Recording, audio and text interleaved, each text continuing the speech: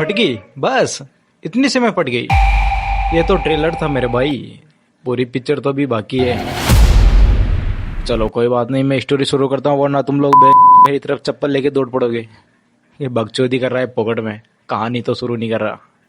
एक राहुल नाम का लड़का था मैं भी क्या फालतू की बकचोदी कर रहा हूँ। राहुल था इसका मतलब लड़का ही होगा ना, लड़की तो होगी नहीं। कोई बात नहीं। रात के 2:30 बजे थे। वहाँ पर भाई हवा इतनी ज़्यादा तेज चल रही थी, चारों तरफ सुनसान सन्नाटा था और उन हवाओं के बीच में एकदम सनसनी सी लग रही थी और हवा ऐसी लग रही थी जैसे मानो उसको खा रही हो। चारों तरफ बरसात हो रही थी उस टाइम पर। बरसात की वजह से चारों तरफ धुंधला दिख रखा था, कुछ भी क्लियर साफ नहीं दिख रहा था। बहुत ज़्यादा धुंध पड़ रही थी उस टाइम पे। और वहाँ पर भाई जो राहुल था ना, राहुल भाई को अपने दांतों की कपकपाहट की आवाज़ भी इतनी तेज आ रही थी जैसे मानो कोई वहाँ पर हथौड़े बजा रहा हो। राहुल काफ़ी ज़्यादा घबरा रहा था। उस टाइम पर अकेला राहुल अपने दादाजी के बनाए हुए केबिन में अकेला बैठा हुआ था, जो कि पहाड़ों के बीच में था। राहुल काफ़ी ज़्यादा घबरा रहा था, लेकिन क्या करता बेचारा, फंस चुका था यहाँ पर। बारिश इतनी तेज़ हो रही थी कि यहाँ से निकल भी नहीं सकता था। हवाएं भी काफ़ी ज़्यादा तेज़ हो रही थी और बारिश की वजह से पूरे रास्ते बंद हो चुके थे। उसी टाइम पर राहुल को किचन की तरफ से किसी के चलने की आहट सुनाई देती, जैसे कोई चल रहा है उधर। राहुल डरते हुए जाता है भाई उस तरफ। इसकी जान निकलने वाली थी, इसकी जान हलक में निकल रही थी भाई उस चीज़ को सुनकर। लेकिन करता क्या कर सकता था बेचारा। जाता है उस तरफ। जब ये किचन में जाकर देखा तो वहाँ पर कोई नहीं था, लेकिन वहाँ पर खिड़कियाँ खुली हुई थी, जो बहुत तेज़ हवाएं चल रही थी। इस वजह से काफ़ी ज़ोर से उसकी आवाज़ें आ रही थी, खड़खड़ खड़खड़ खड़खड़ खड़खड़। और राहुल को वो आवाज़ भी भाई एकदम बहुत डरावनी सी लग रही थी। काफ़ी ज़्यादा घबरा रहा था डर के मारे।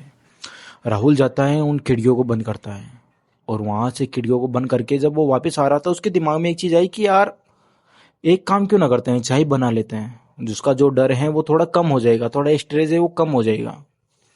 राहुल भाई वहाँ पर चाय बनाने लग जाता है। तभी उसकी नज़र जाती है नीचे फर्श की तरफ, जहाँ पर किसी के पैरों के निशान हो रहे थे। राहुल सोच रहा था कि यार यहाँ पर पैरों के निशान कैसे हो सकते हैं, यहाँ पर तो कोई आया ही नहीं मेरे सिवा। फिर राहुल ने सोचा हो सकता है कि पुराने मेरे ही पैरों के निशान होंगे, वैसे वो नज़रअंदाज कर देता है। लेकिन अगले ही पल वो पैरों के निशान टप टप टप राहुल की तरफ बढ़ते जा रहे थे। अफसोस कि राहुल उसे देख नहीं पा रहा था कि वहाँ पर कोई और इंसान भी है, बस उसको वो पैरों के निशान नज़र आ रहे थे। उसके अगले ही पल वो पैरों के निशान उसके सामने आकर रुक जाते हैं। अब राहुल के कान के पास में आवाज़ आती है और उसको एक अजीब सी बदबू भी आ रही थी और मिट्टी की बदबू आ रही थी। भाई राहुल वहाँ से एकदम घबरा जाता है और घबराकर अपने बिस्तर में जाकर छुप जाता है। जैसे हम लोग बचपन में करते थे ना, कि मैं जाऊँगा और रजाई में या कंबल में जाके ओढ़ के सो जाऊँगा तो कोई भी भूत प्रेत मेरा कुछ नहीं उखाड़ सकता। एक अपनी माइंड शक्ति होती है कि वो मेरा कुछ नहीं उखाड़ सकता। इससे ही राहुल भाई जाता है और अपने बिस्तर में जाकर सो जाता है। लेकिन ये कोई बचपन थोड़ी था, ये कोई कहानी थोड़ी थी। भूत है भाई, फाड़ के रख देगा। असली खौफ तो अब शुरू होगा, ध्यान से सुनना बाकी क्या होता है। भाई यहाँ जब राहुल सो रहा था तो अगले 2 मिनट तक सब कुछ शांत रहा, बिल्कुल नॉर्मल, एकदम सुनसान सन्नाटा, किसी की भी आवाज़ नहीं आ रही थी। तभी उसको एक जानी पहचानी सी आवाज़ आती है उसी की बिस्तर के नीचे से। राहुल राहुल बाहर निकल के मत देखना, वो तुम्हें ही देख रहा है। तुम्हारे छत के ऊपर लटका हुआ है एक काला साया जो तुम्हारे ऊपर नजर रखे हुआ है। भाई राहुल की एकदम फट चुकी थी, क्या बताऊं यार, राहुल की एकदम जान हलक में आ चुकी थी। लेकिन आप लोगों को पता है कि इंसान की फितरत होती है, वो अपनी आदतों से मजबूर होता है। हम किसी को बोल देंगे कि भाई उधर मत जाना, तो साला होश करके उस तरफ जाएगा। यही इस राहुल के साथ हुआ था। भाई राहुल वहां से जो उसने चादर ओढ़ रखा था उसको हटाता है हल्का सा और अपनी बारीक बारीक आंखों से देखता है छत के ऊपर।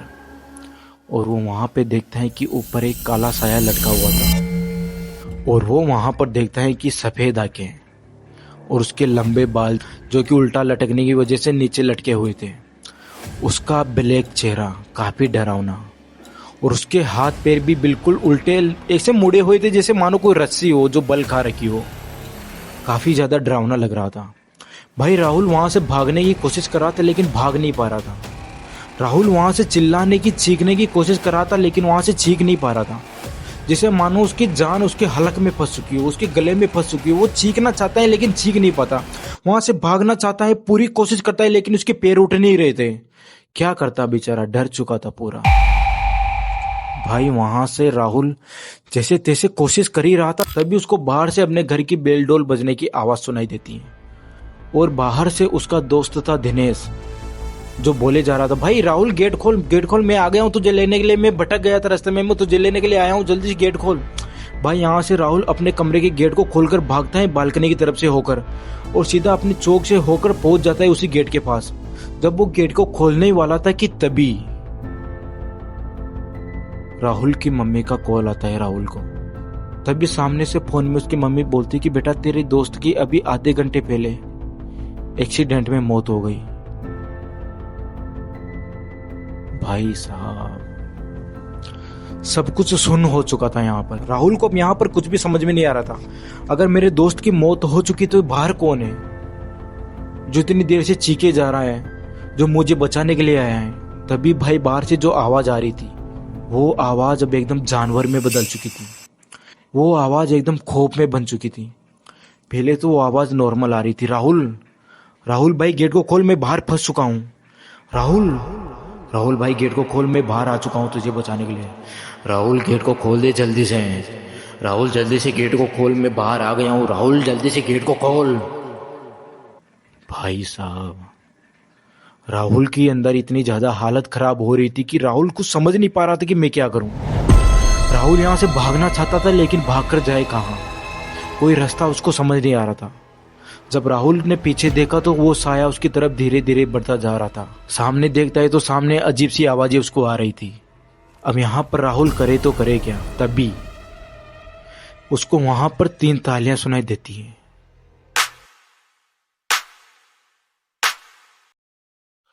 जब उसको पहली ताली की आवाज सुनाई दी तो उसको बाहर से जो आवाज आ रही थी वो अब एकदम बंद हो चुकी थी, और उसको जब दूसरी ताली सुनाई दी तब वो जो काला साया उसकी तरफ बढ़ता जा रहा था धीरे धीरे, अब वो वहां से गायब हो चुका था। और तीसरी ताली जब बजी ना भाई, अब राहुल की यहाँ पर पूरी कपकपाहट बंद हो चुकी थी। राहुल जो इतनी देर से घबरा रहा था उसकी पूरी घबराहट बंद हो चुकी थी। अब यहाँ पर राहुल की जब अगले ही पल आंख खुलती है तो राहुल अपने आप को सीलिंग से उल्टा छत के ऊपर चिपका हुआ पाता है, और राहुल जब नीचे देखता है तो एक आदमी जो कि दूसरा लड़का राहुल ही था वहां पे सो रहा था। और यहाँ पर मैं आपको एक बात बताना भूल गया स्टार्टिंग में कि जब राहुल यहाँ पे आया था ना, उस टाइम पर दीवार के ऊपर एक तस्वीर लगी हुई थी जो किसी अनजान आदमी की थी। उसको राहुल बिल्कुल भी नहीं जानता था। राहुल उस टाइम पर सोच रहा था कि यार ये तस्वीर किसकी है। अब यहाँ पर जब अगले पल राहुल ने देखा ना तो उस इंसान की तस्वीर बदलकर अब वहां पर राहुल की तस्वीर लगी हुई थी। अब यहाँ पर राहुल समझ चुका था कि भाई मैं इस खंडर में फंस चुका हूं, ये तस्वीर अब यहाँ पर मेरी लग चुकी है, इसका मतलब मैं मर चुका हूँ, मैं अब एक भूत प्रेत बन चुका हूँ। जब राहुल दूसरी तरफ देखता है तो दूसरी तरफ एक आईना लगा हुआ था। वहां पर जब वो अपने साये को देखता है तो राहुल की आंखें पूरी सफेद हो चुकी थी, उसका काला डरावना चेहरा बन चुका था, और उसके पूरे हाथ पैर एकदम उल्टे हो चुके थे। भाई साहब राहुल को कुछ भी समझ में नहीं आ रहा था कि अब मैं यहाँ पर क्या करूं। तभी अगले दिन सुबह होती है और जो वो लड़का था ना जो बेड के ऊपर सो रहा था, अब वो अगले दिन बाहर चाय बैठ कर पी रहा था आराम से, लेकिन राहुल इस कमरे से बाहर नहीं निकल पा रहा था क्योंकि राहुल रात में सदमे की वजह से मर चुका था। तो भाई लोग आपको हमारी स्टोरी कैसी लगी? वैसे भाई मैंने इस तरह की स्टोरी पहली बार बनाई, मुझे बिल्कुल भी नहीं पता कि भाई स्टोरी अच्छी बनी होगी या बुरी बनी होगी। जो भी बनी है आप लोग कमेंट करके बताना आपको कैसी लगती है। और भाई मेरा नाम है आकाश और आप देख रहे हैं मेरा चैनल गोस्ट कास्ट। और आखिरी में जय जय श्री राम। ठीक है दोस्तों, आप मुझे पता है चैनल को सब्सक्राइब तो करोगे नहीं, लेकिन यार वीडियो को तो लाइक कर ही सकते हो यार। चैनल को भी सब्सक्राइब कर देना मेरे भाई, क्या हो जाएगा यार, अभी तुम्हारे भाई का चैनल भी मोनेटाइज नहीं हुआ है यार। ठीक है दोस्तों, ओके, जय श्री राम।